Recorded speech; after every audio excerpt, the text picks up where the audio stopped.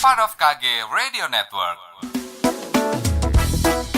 98,9 Sonora FM News Traffic and Music. Hai, selamat sore sahabat Sonora. Hari apa sih? Lupa gue. Oh iya, Kamis. Hari Kamis tanggal 10 Desember 2020.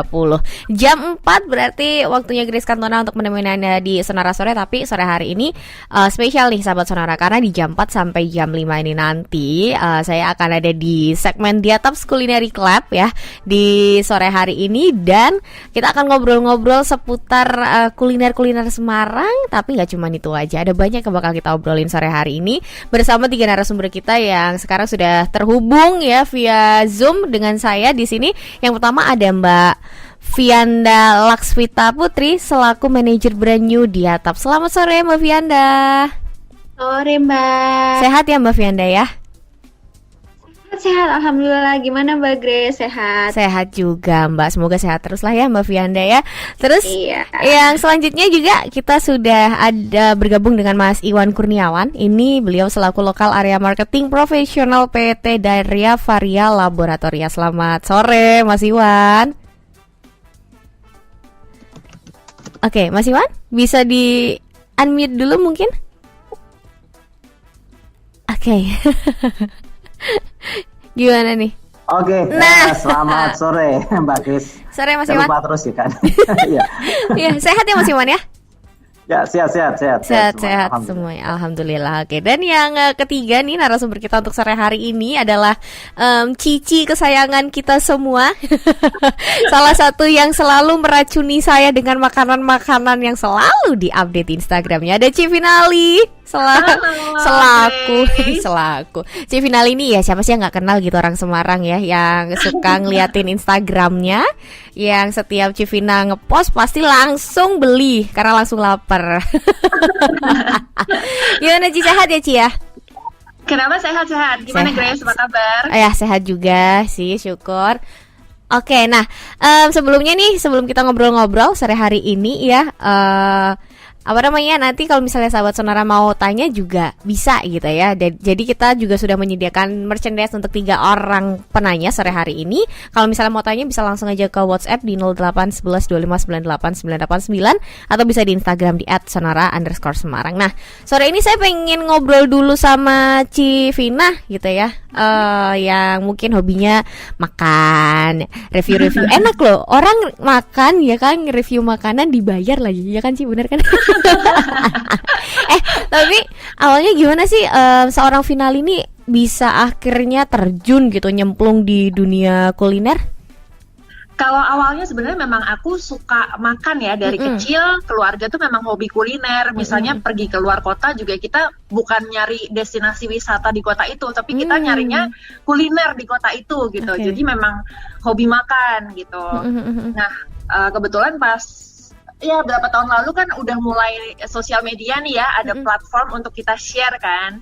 Nah, aku tuh senang banget nge-share makanan yang enak. Jadi misalnya aku lagi makan bakso enak, ya udah aku nge-post nih di Path. Waktu itu ya kita main Path sama Facebook kan, sama Instagram juga. Cuman waktu itu Instagram masih belum terlalu aktif karena belum ada Instastory kan. Betul. Jadi mainnya seringnya di Path gitu yang interaktif.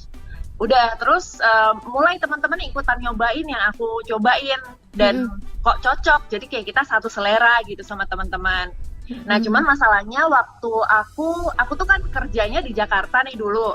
Orang Semarang kerja di Jakarta, tapi setelah merit 2017 tinggalnya di Malang. Jadi netizen teman-teman aku orang Semarang tuh belum bisa cobain makanan yang aku cobain waktu itu. Tepatnya 2019 tahun lalu aku pindah ke Semarang for good. Jadi ya teman-teman senang karena Vina sekarang pindah ke Semarang. Kayak teman-teman yang punya bisnis kuliner juga kayak mau dong tolong di-reviewin makanan kita gitu. Teman-teman juga yang teman-teman di Semarang juga bisa ikutan cobain yang aku cobain karena sama-sama di Semarang. Jadi baru mulai profesional sebenarnya baru tahun lalu. Oh, jadi startnya sebenarnya baru ya 2019. Baru 2019, baru banget, setahun. Baru diseriusinnya kayak gitu aja. baru diseriusin secara profesional gitu. Oke, nah berarti sebenarnya memang kalau Civina sendiri tuh memang ngeniatin gitu nggak sih, kayak misalnya oke deh jadi content creator atau biasanya kan selebgram ya, apa sih foodgram gitu kan ya, emang Iya, diniatin pengen jadi foodgram atau ya udah ngalir aja tiba-tiba terjadilah sebuah julukan yang namanya foodgram itu, Ci? Kalau awalnya sebenarnya karena aku suka ngepost aja kan, cuman karena follower itu banyak dan pertanyaannya tuh diulang. Misalnya aku ngepost makanan dan infonya tuh nggak terlalu lengkap, jadi cuman aku bilang ini ada bakso enak nih di sini misalnya. Nah itu pasti ada yang tanya di mana, rasanya gimana, harganya berapa, dan itu pertanyaan dari banyak orang. Nah ada aku ngulang jawaban yang sama, memakan waktu kan. Sekalian aja aku kalau review udah pasti harus lengkap supaya meminimalisir pertanyaan-pertanyaan yang banyak itu gitu. Jadi sekalian aja dikomplitin kalau aku review gitu. Jadi ya kesannya kayak udah lengkap aja sekarang. Oke. Nah, kalau dari Civinali sendiri, kalau dalam nge-review sebuah makanan gitu, ada kriteria atau kategori khusus nggak sih? Kalau misalnya kan ada beberapa orang yang memang doyannya pedas, dia nge-reviewnya pedas doang, atau mungkin doyannya mie instan, nge-reviewnya mie instan doang yang banyak banget. Nah, kalau Civina gimana tuh? Kalau aku kebetulan omnivore ya, jadi pemakan segalanya. Jadi ya nggak apa-apa kalau misalnya aku kebetulan nggak ada yang aku benar-benar pantang atau yang benar-benar nggak bisa makan banget gitu, enggak. Jadi kalau misalnya ada yang minta tolong di review ya nggak apa-apa. Kecuali kopi sih, kalau kopi aku nggak terlalu minum kopi, jadi nggak bisa bedain kopi enak sama enggak gitu aja sih sebenarnya. Tapi pemakan segalanya kok, tenang. Jadi mau makan apa aja masuk. Kalau makanan oke lah, sikat semua lah ya. Sikat semua, hajar semua. Hajar semua, oke. Dari Civinali saya mungkin ke Mbak Vianda dulu gitu ya. Nah, kalau Mbak Vianda sendiri sebenarnya, menurut Mbak Vianda ya gitu ya, kalau kuliner Semarang ini sendiri di mata masyarakat Indonesia itu gimana sih Mbak Vianda? Aduh Mbak, kalau kulineran di Indonesia nggak usah Semarang doang, itu area-area lain juga enak-enak banget gak sih? Betul. Kalah deh kulineran luar tuh, enak banget kalau kulineran Indonesia. Nah, kalau kulineran Semarang sendiri kan emang selalu ada yang pedes ya, kayak lumpia gitu. Wah, tempting-tempting banget kan. Ini kayaknya kalau ditahan-tahan buat makan sayang banget gak sih? Betul, sangat sayang. Terus Mbak? Oke, Mbak Vianda? Yes. Agak terputus tadi buat suaranya, Mbak. Oh iya ya, oke. Okay. Sekarang udah oke? Oke, sudah oke, sip. Oke, masih lanjut ngobrolin kuliner Semarang gitu ya, Mbak ya. Nah, berarti kan banyak, salah satunya yang pedas. Kalau Mbak Vianda secara pribadi paling favorit kuliner Semarang apa, Mbak? Pasti bawa oleh-oleh lumpia kalau ya. balik ke Jakarta. Pasti deh, itu emang kayak ikoniknya Semarang, salah satunya lumpia gitu kan. Nah, terus kalau misalnya kita berbicara masalah makanan, tadi kan ada yang mungkin ada yang pedas ya, yang mungkin orang yang nggak bisa toleransi sama pedas kan biasanya langsung punya gangguan pencernaan kayak gitu. Apakah ini memang jadi salah satu reasonnya dari Diataps sendiri untuk pada akhirnya membuat yang namanya Diataps Culinary Club nih, Mbak Vianda? Iya, sebenarnya sih karena selain pedas itu sendiri, kita tuh harus enjoy makanan kan, Mbak. Jadi apapun makanannya yang mau kita cobain itu kita harus nggak takut gitu, nggak perlu worry deh gitu atas makanan yang mau kita makan. Tapi sebenarnya Diataps Culinary Club itu lebih dalam lagi nih mininya. Kita tuh bikin sebuah kegiatan komunitas. Nah, kegiatan komunitas ini sebenarnya yang disponsorin sama Diatap atau yang dibikin oleh Diatap buat para pecinta kuliner nih yang suka ketakutan banget FOMO gitu kalau ada makanan-makanan baru atau makanan-makanan yang seru gitu. Jadi dengan adanya si Diatap Culinary Club ini tuh jadi supaya kita tuh tetap update sama makanan-makanan ini gitu. Jadi kalau misalnya mau update terus ya harus ikutin Diatap Culinary Club. Oke lah, ini menarik gitu karena ada klub apa ya bilangnya, bukan klub ya, apa sih ini, tapi Mbak paguyuban, klub, komunitas atau saya nyebutnya apa deh, bingung nih. Jadi kita sampai tulisannya klub gitu, KLAB gitu. Jadi kayak sebuah perkumpulan ya, pengennya tuh sebuah komunitas. Jadi kita bisa sharing sama-sama nih. Misalnya yang di Semarang ngomongin tentang lumpia, nggak mau kalah nih sama yang di Surabaya ngomongin bebek mercon. Nggak mau kalah juga sama yang di Bandung ngomongin seblak misalnya gitu. Jadi kita walaupun di satu daerah, tapi kita bisa tahu juga nih update-update makanan terbaru di area-area lainnya gitu. Jadi kalau mau tahu update-nya ya terus-terus ikutan di Atap Culinary Club. Jadi memang kita bikin sebuah kompetisi ya, kayak ada foto kompetisi review makanan gitu. Jadi di beberapa area itu supaya bisa terus dilihat nih sama teman-teman di luar gitu. Kalau di Atap Culinary Club sendiri ini berarti sistemnya gimana tuh Mbak? Apakah memang ada mungkin grup WhatsApp atau Telegram, atau justru cuma di Instagram aja, dan how to join gitu? Misalnya orang kayak saya tuh kan suka makan ya apapun gitu kecuali udang. Nah, kalau misalnya pengen ikutan join juga di Atap Culinary Club, itu gimana sih caranya, prosedurnya Mbak Fianda? Nah, join itu gampang banget, cuma follow Instagramnya @diataps.id. Di situ tuh kita setiap bulan bikin challenge gitu buat secara nasional, buat siapapun yang boleh ikutan. Itu hadiahnya ada OVO atau GoPay. Tinggal review aja makanan di daerah kamu gitu. Nah, nanti jangan lupa sertakan hashtag Diataps Culinary Club. Nah, itu juga ya bisa, jadi orang-orang bisa nyari nih dari hashtagnya itu apa aja sih makanan yang habis di-review gitu, dari daerah mana aja sih yang habis di-review makanannya gitu. Jadi kita bisa lihat-lihat itu makanan-makanan enak, tempting banget makanannya.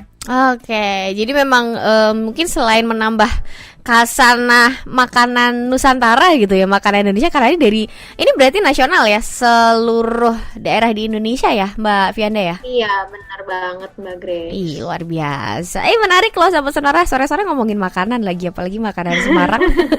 Saya mau ke Civinali dulu kali ya. Nah, sekarang kan enak nih bisa memandang wajahnya yang cantik.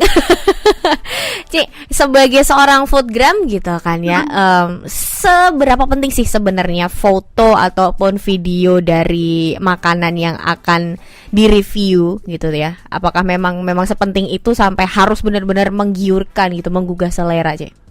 Kalau aku kan sebenarnya reviewnya itu lebih ke di Instastory ya, jadi lebih ke cerita. Yang penting kalau aku sih harus jujur sih, jadi apa adanya, cuman difasilitasi dengan lighting yang bagus, jadi jangan sampai gelap. Terus jangan blur aja pokoknya. Jadi harus fotonya jelas, videonya jelas gitu.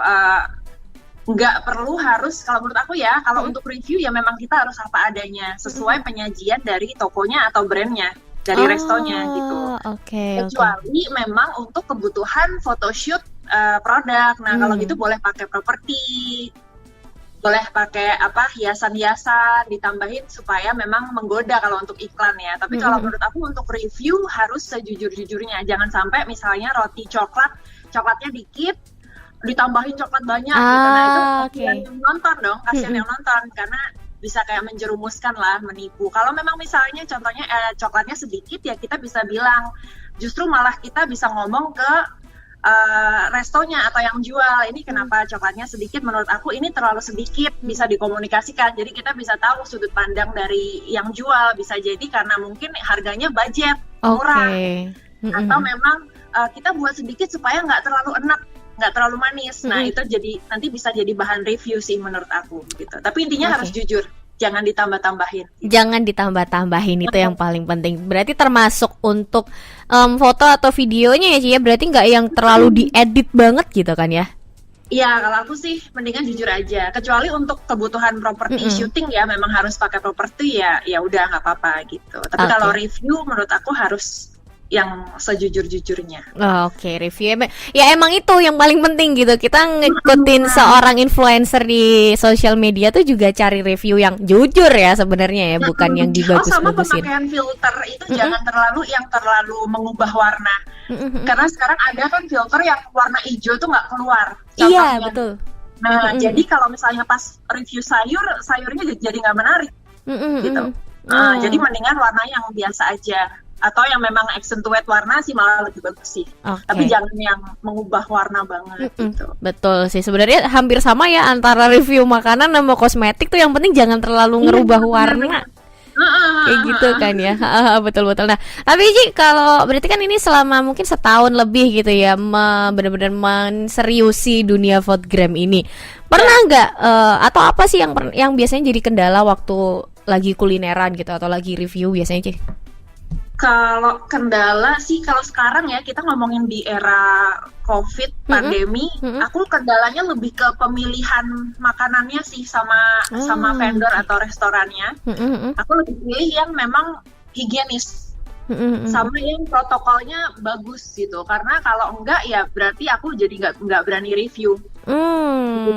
Kalau buat Civina, standarisasi higienis itu sendiri seperti apa? Kan biasanya kan tiap orang beda-beda gitu ya higienisnya. Kalau buat seorang finalis, lebay banget sih, cuman ya harus fresh aja sih. Kalau misalnya daging atau sayur tuh harus fresh, jangan sampai yang udah berapa hari. Terus kayak penyajian pakai sarung tangan. Kalau misalnya di resto kita lebih bisa lihat ya, pakai sarung tangan gitu, pakai masker. Protokolnya harus bagus aja sih, sesuai standar yang berlaku gitu. Tapi di masa pandemi ini apakah tetap review-review juga, Ci, atau memang agak sedikit dikurangin?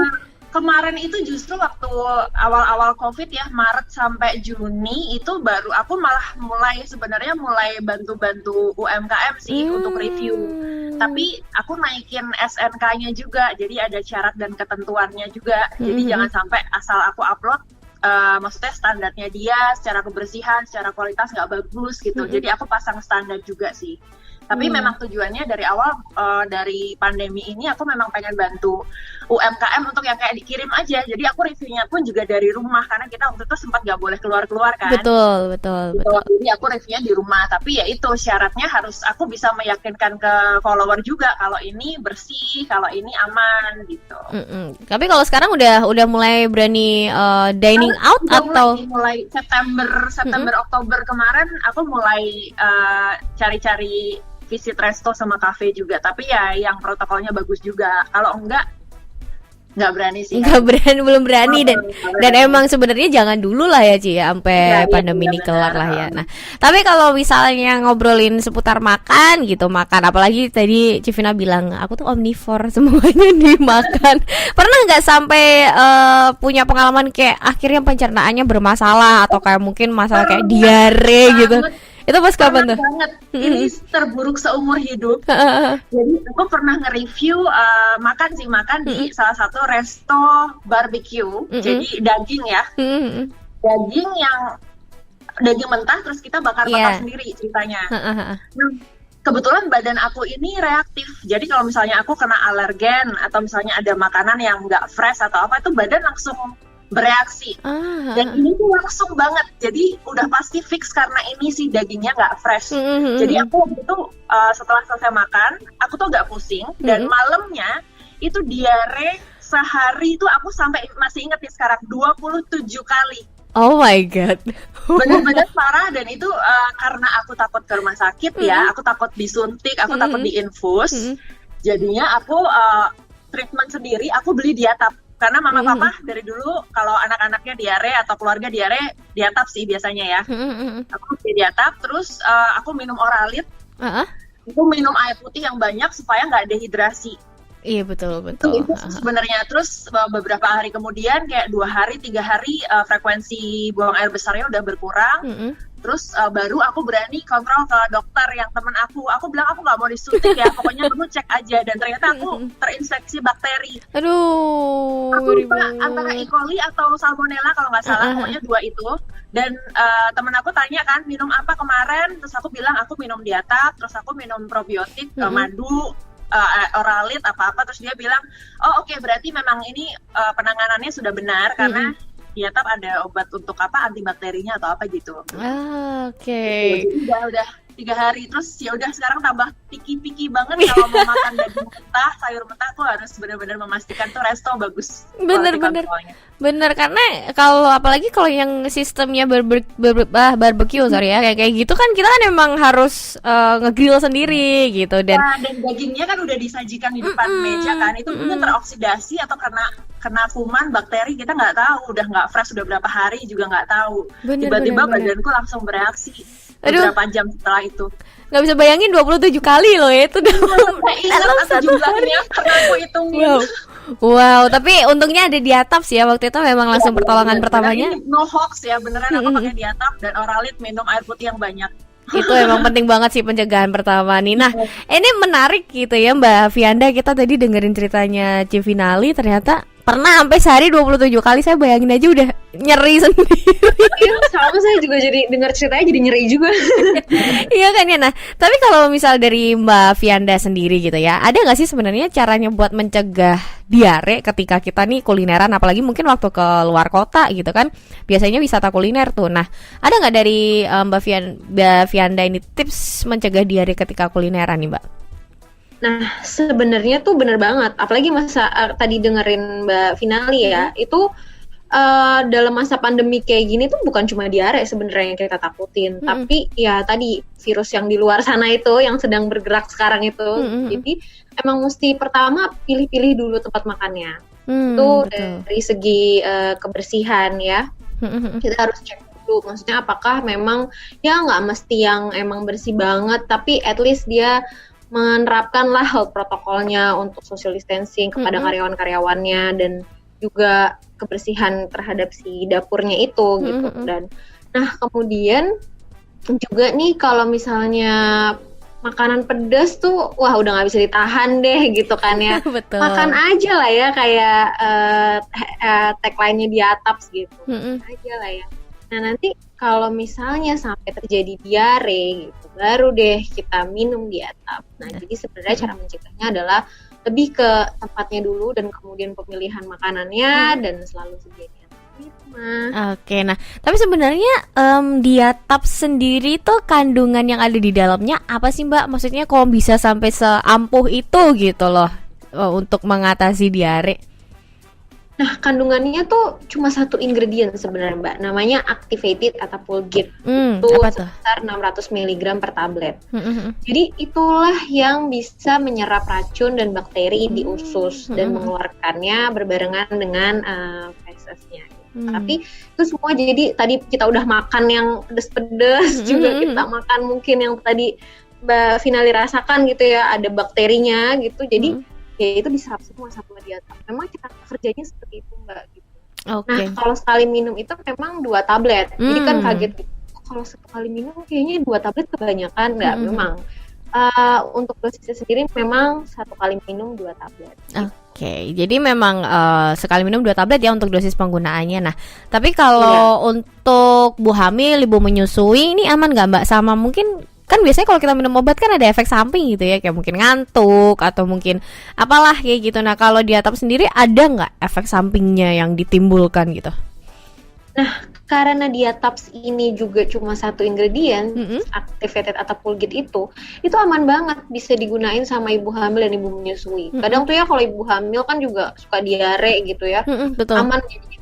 Karena obat kita itu diataps adalah obat yang direkomendasikan sama dokter. Jadi kalau misalnya udah diare nih, terus keluhannya kayak Mbak Finali tadi, ya biasanya dokter juga akan merekomendasikan diataps gitu dibanding yang lainnya, karena ya minimum efek samping. Karena ada juga obat diare yang menimbulkan malah jadi sembelit gitu. Nah diataps tuh nggak begitu gitu. Diataps tuh hanya tugasnya menyerap bakteri dan racun, tapi dia tidak membuat itu menjadi sembelit setelahnya. Kadang juga ada perutnya yang ada efek samping yang gas gitu kan. Iya, setelah minum obat diare.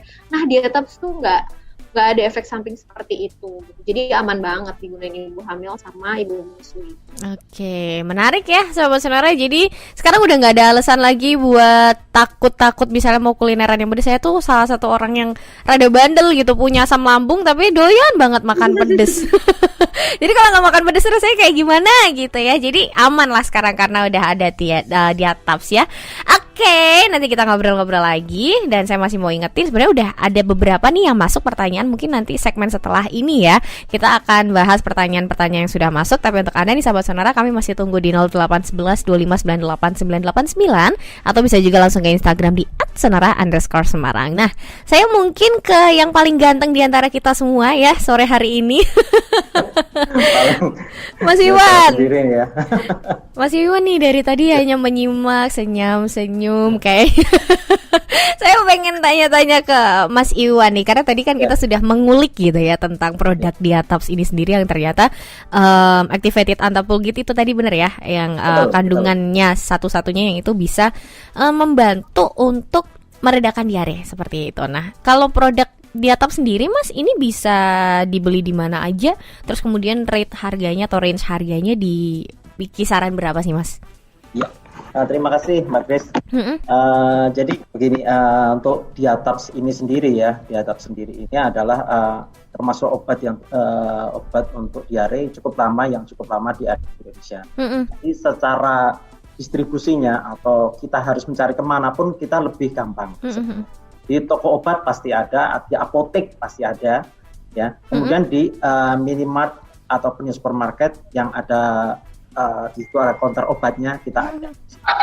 Oke. Kemudian selanjutnya setelah itu juga kadang sampai di tingkat warung pun sudah ada juga. Jadi secara distribusi itu cukup merata. Kemudian untuk kemasannya itu seperti apa sih? Kemasannya kita hanya punya satu aja, satu catch cover itu ya, isi 4 tablet ya, Diatops itu semacam itu. Jadi seperti Mbak Yanda tadi bilang bahwa kita hanya punya satu ingredient di situ, yaitu activated antapulgit ya, 600 mg. Nah itu memang kalau dilihat dari Mbak Yanda tadi, bahwa kemasan kita hanya punya satu dan tapi manfaatnya sangat-sangat banyak direkomendasi dari medical, dari tim medis atau dari dokter, karena memang aman sekali. Dan harganya pun cukup terjangkau ya. Kalau satu catch cover itu harganya 2.500 sampai 2.600. Nah, biasanya untuk termasuk obat-obat yang untuk sediaan di rumah. Jadi lebih baik kita sediain dulu. Betul. Daripada nanti nyari-nyari. Betul. Sudah nyari-nyari, lebih baik kita sediain dulu di rumah. Dan minimal harus ada 3 strip minimal. Karena 3 strip itu anjuran untuk pemakaian kita di waktu krusial semacam ini. Kita pemakaiannya bisa sampai 12 tablet untuk 1 hari. Itu maksimal di 12 tablet. Jadi kalau memang kondisinya 12 kerjanya tadi juga seperti Mbak Fianda bilang bahwa dia menyerap racun. Jadi memang yang bagus adalah obat diare itu menyerap racun kemudian dibuang. Bukan minum obat diare terus mampet. Betul. Nah, itu racunnya masih ada di situ. Kemudian juga efek lain seperti ada namanya sembelit semacam itu. Kalau diare enggak. Kalau Diatops tidak. Mereka kalau Diatops kerjanya menyerap racun, dibuang. Kok masih diare? Iya, masih diare. Setelah itu minum 2 lagi. 2 lagi untuk dosis yang dewasa yang memang kita untuk Diatops ini masih dewasa macam itu. Jadi aman sekali. Nanti indikasinya akan lama-lama berkurang, diarenya itu berkurang, racunnya semua dikeluarkan. Nah, kembali itu sudah bagus ya. Kalau memang itu tidak menyebabkan baik, berarti banyak faktor yang terjadi di situ, mungkin ada infeksi yang lain, makanya harus. Tapi pertolongan pertama Diatops harus ada di rumah. Oke, pokoknya pertolongan pertama ya. Nah, saya ke pertanyaan dulu ya yang sudah join di WhatsApp di 08112598 989. Ada Irwan nih, Mas Mbak semuanya ya. Jadi pertanyaannya ada 3 nih. Saya bacain dulu satu-satu. Yang pertama, idealnya Diatops ini diminum berapa kali sehari? Kemudian yang kedua, kenapa kalau makan pedas perut kita sering mual-mual, kerasa mual-mual? Kemudian yang ketiga, apakah Diatops mengeluarkan varian sirup atau varian rasa yang ada mintnya gitu? Nah, monggo, ini siapa dulu yang mau menjawab? Boleh? Mbak Fianda dulu, Mbak Fianda. Mbak Fianda boleh? Yang pertanyaan pertama tadi apa Mbak? Sorry.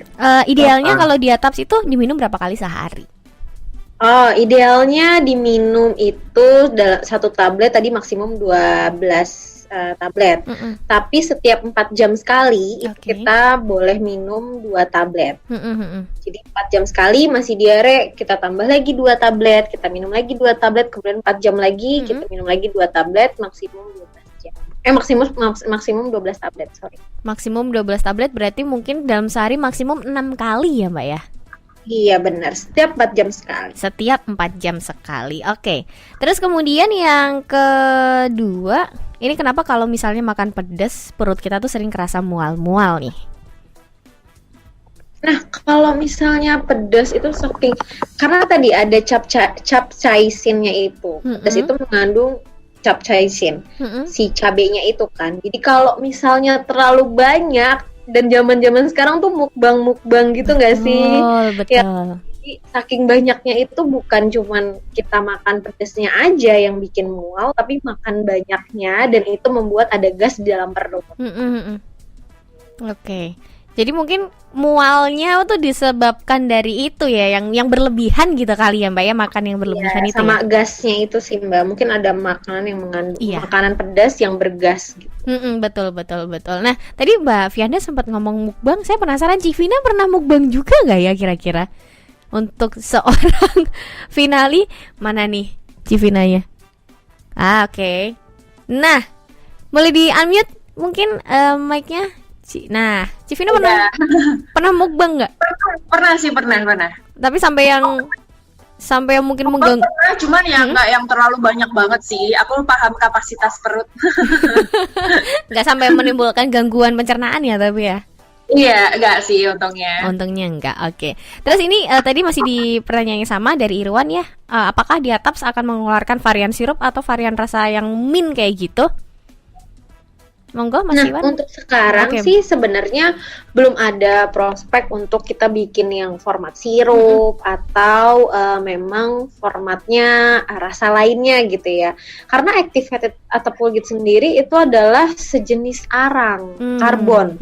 Jadi memang lagi mencari nih supaya kita bisa punya inovasi produk lain, maksudnya dalam format lain gitu, tapi tetap yang aman pastinya gitu buat konsumen gitu. Karena kan tadi Diataps sendiri kan memang mengedepankan si amannya ini kan gitu. Jadi kalau misalnya kita punya format lain tapi kita belum bisa mendeliver amannya ini, kita nggak akan launching sih. Oke, baik. Oke, saya ke penanya selanjutnya nih. Ada Rini di Pamularsi. Kan mau tanya nih, papa saya kan usianya 69 tahun dan beliau ini penggemar makanan pedas dan juga bersantan. Seringkali mengalami diare juga. Nah, apakah Diataps ini aman dikonsumsi untuk lansia dan punya riwayat penyakit diabetes? Monggo. Nah, untuk tadi ya, karena cuman kandungan activated Attapulgite, dokter ini juga pasti merekomendasikan Diataps jadi obat diare yang paling aman dikonsumsi oleh ibu hamil, menyusui dan juga lansia di atas 50 tahun yang punya komplikasi penyakit kolesterol, darah tinggi ataupun diabetes tadi gitu. Jadi bisa digunakan sesuai dengan penggunaan, sesuai dosisnya.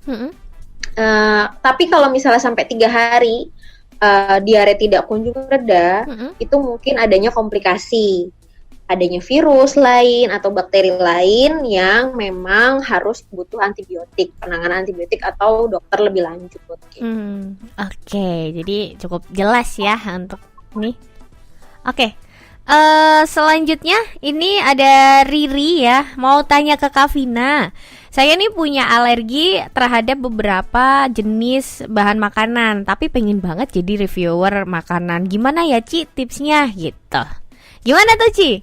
Kalau aku memang lebih paham badan aja sih. Kalau memang ada alergen atau kita iritasi sama salah satu gampang teralergi sama salah satu bahan, ya kita harus berani untuk berkata enggak. Soalnya kalau misalnya nih kita alergi kerang contohnya atau seafood ya, dan kalau misalnya udah dimakan jadi jerawatan atau bengkak-bengkak badannya, itu kan yang repot kita sendiri. Betul. Gitu. Jadi menurut aku sih kalau memang punya alergi khusus ya memang harus hati-hati sendiri gitu. Hati-hati. Kalau aku. Nah, tapi kan kalau Civina kan sebagai mungkin sekarang udah banyak gitu yang mungkin minta tolong dong reviewin makanan aku gitu segala macam. Nah, misalnya nih ada usaha ataupun ada yang pengen endorse ataupun pengen promosiin makanan melalui Civina, tapi ternyata Civina sendiri alergi sama makanan itu, apakah akan tetap direview atau ditolak, Ci? Enggak sih, kalau aku kebetulan nggak ada alergi yang banget ya. Cuman kalau memang kitanya sendiri punya alergi, ya mendingan ngomong enggak gitu. Oke. Aku mendingan gitu. Cuman kalau aku sendiri kebetulan nggak ada alergi khusus ya. Misalnya kayak kacang gitu ya, aku cuman review sedikit nggak apa-apa. Tapi kalau kebanyakan kacang memang jerawat biasanya gitu. Tapi ya itulah harus paham badan lah. Kalau misalnya kita punya alergi ya mending berkata enggak gitu sih kalau aku, daripada selama masih belum ada obatnya ya. Kalau memang cuma mulus-mulus aja sih ada diatap beres. Tapi kalau misalnya alerginya sampai bengkak-bengkak gitu ya mendingan jangan sih kalau aku. Oke. Gitu. Paling sedih itu alergi udang, Ci, nggak alergi seafood yang lain, alergi udang doang tuh sedih banget rasanya. Iya, kalau gitu berarti memang harus menghindari sih. Selama reaksinya belum mengganggu sih boleh lah dikit-dikit, misalnya ada yang alergi susu gitu kan, intolerance gitu. Tapi kalau benar-benar parah mendingan jangan sih, daripada kita sendiri yang repot kan nanti kalau udah ngobatinnya, mendingan mencegah gitu. Oke. Nah, jadi berarti memang harus dari kitanya sendiri gitu ya, jangan mentang-mentang endorsein makanan aku dong terus diterima padahal alergi, jangan gitu ya, Ci ya. Iya, jangan. Oke. Lanjut, ada Prasetyo di Ungaran, amankah diatops digunakan untuk orang yang menderita atau untuk orang yang punya alergi? Monggo, Mbak Fianda atau Mas Iwan? Boleh Mas Iwan yang jawab? Ya, Oke. Boleh ya. Jadi gini, seperti Mbak Fianda tadi bahwa isi dari diatap sendiri kan ada kata tanpa sendiri. Dan cara kerjanya mungkin tadi belum ditambahkan bahwa cara kerja untuk diatap ini sendiri adalah dia bekerja langsung ke ususnya. Jadi kenapa tadi dibilang bahwa itu aman untuk ibu hamil dan menyusui, karena tidak mengikuti peredaran darah. Nah, dia langsung ke sumber penyakitnya di situ, di perut, makanya dia langsung di situ. Artinya dengan kondisi itu, jadi kalau dengan ada tambahan kondisi penyakit yang lain tadi disebutkan bahwa itu amankah? Sangat aman, karena dia hanya bekerja di tadi yang ususnya tadi yang bermasalah tadi di perut kita. Jadi disitulah kerjanya di diatap itu. Jadi aman sekali. Aman sekali untuk yang punya alergi ya, Mas Iwan ya. Oke, baik. Baik, karena intinya gini, bahwa untuk alergi itu bahwa dia tidak alergi dengan bahan aktif yang ada di si diatap ya. Oke. Jadi orang alergi macam-macam. Ada alergi mengenai udara dingin. Udara dingin dia bersin-bersin macam itu. Kemudian alergi dari makanan, mungkin dari udang seperti tadi, mungkin udang ada kandungan apa yang tubuh kita menyebabkan kita menjadi alergi. Nah, itu pun juga untuk orang-orang yang misalkan apakah ada dia alergi dengan atapogit, kalau misalkan nggak ada ya lupa punya masalah. Dan selama ini sih pemakaian tidak ada report bahwa menggunakan diatap itu menyembuhkan alergi, tidak. Oke, jadi aman lah ya untuk orang yang alergi, kecuali yang memang alergi dengan activated antapulgit itu tadi ya, Mas Iwan ya. Ya, kalau ada. Oke, baik. Karena ini sebenarnya seru banget sahabat Sonora ngobrolin kulineran kayak gini ya, tapi karena memang waktunya terbatas gitu, nggak berasa udah hampir jam 5. Nah, saya terakhir nih sebelum kita berpisah untuk sore hari ini, saya pengen tahu dong dari masing-masing narsum, dari Mas Iwan, dari Civina, dari Mbak Fianda, boleh dong dikasih tips-tips kulineran yang aman dan tetap nyaman buat perut kita dong. Mungkin dari Civina dulu deh, boleh? Kalau aku paham alergen tadi. Paham alergen, jadi jangan nekat kalau misalnya Grace alergi udang, jangan nekat makan udang. Terus kedua, pilih yang protokolnya bagus tadi. Yes. Restoran yang bersih, yang sesuai standar. Terus kalau misalnya makannya kita udah berlebihan nih jajannya, misalnya penuh santan, gorengan, jeroan dan lain-lain, kita harus imbangin dengan gizi. Pokoknya intinya makan seimbang. Di rumah ya harus tetap buah, sayur, suplemen itu harus nggak boleh kendor. Betul. Terus sedia obat-obatan untuk yang misalnya terjadi sesuatu yang tidak diinginkan. Kayak misalnya kuliner itu kan kayak main sirkus yang lompat dari sini ke sini gitu ya.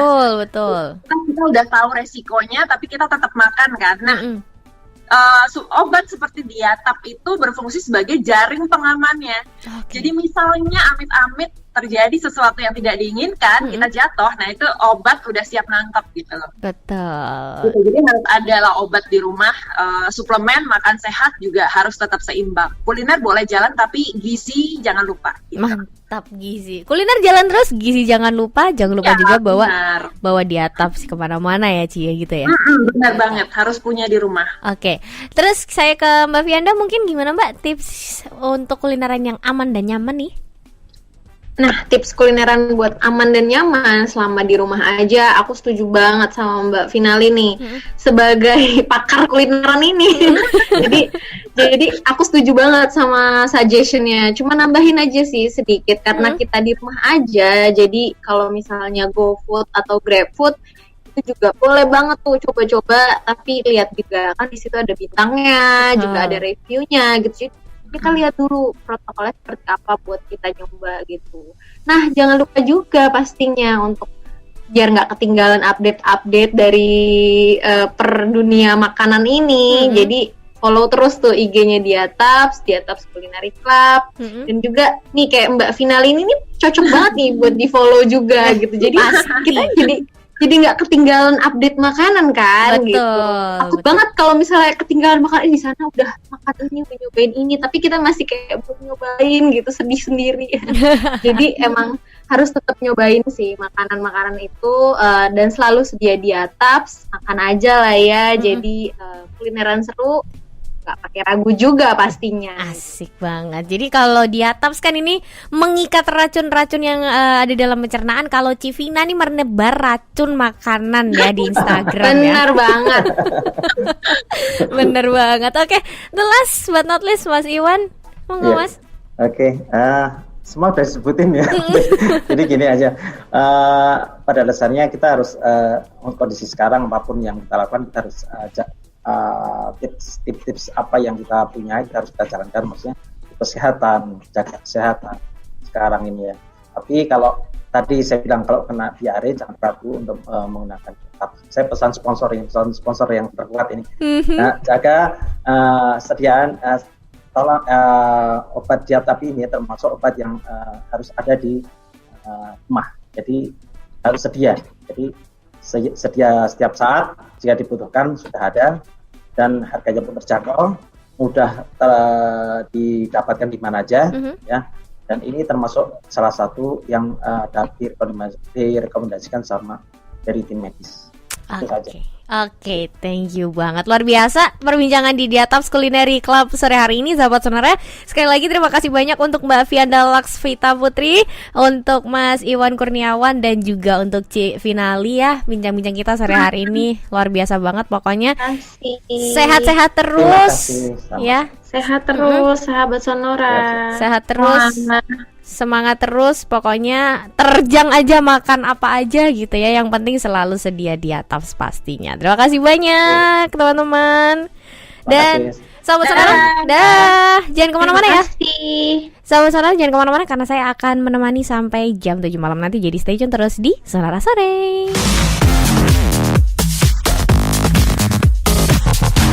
Sonora FM, part of KG Radio Network.